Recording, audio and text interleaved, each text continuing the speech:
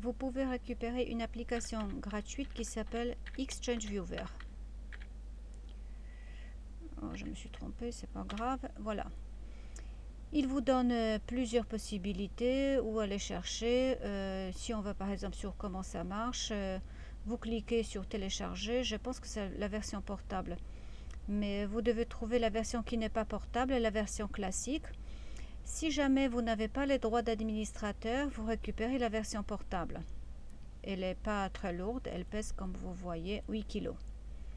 Une fois enregistré, vous dézippez et vous allez dans tout programme et vous récupérez Exchange Viewer.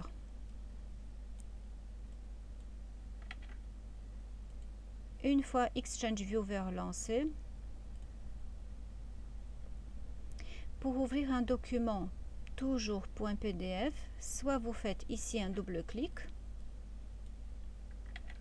ou bien vous allez dans Fichier, Ouvrir, ou bien ici Ouvrir, ou CTRL-O, c'est le raccourci pour ouvrir un document qui existe.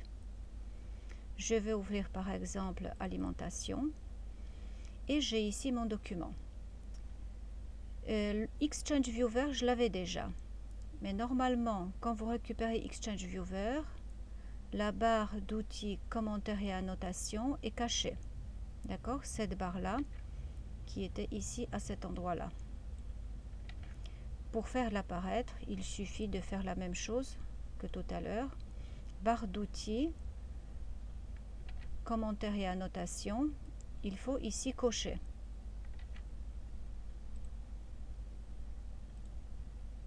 Et maintenant, j'ai tout ce qu'il me faut. J'ai ici des post-it, la machine à écrire, des éléments pour surligner, barrer et souligner un texte, et les autres éléments pour encadrer un texte, ou autre chose d'ailleurs.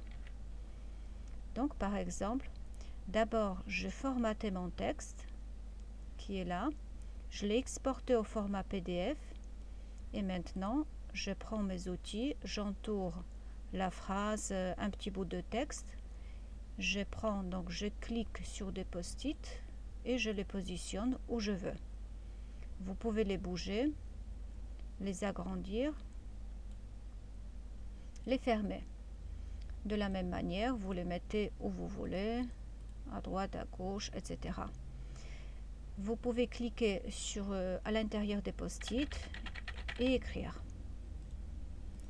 De la même manière, si vous voulez par exemple surligner un texte, un petit bout, une phrase, un paragraphe, ou bien barrer, vous pouvez le faire. Il suffit tout simplement de cliquer sur outils de soulignage et vous soulignez le texte.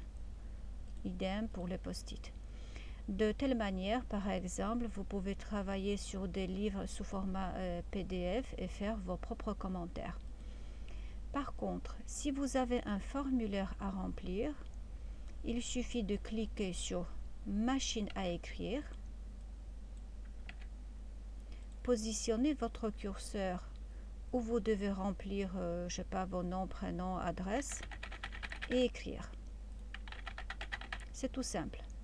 Par la suite, il vous suffit tout simplement d'enregistrer, ou bien, donc en utilisant l'icône de raccourci, CTRL S, ou bien aller dans Fichier, Enregistrer sous, si jamais vous souhaitez enregistrer à un autre endroit. Et voilà, c'est tout.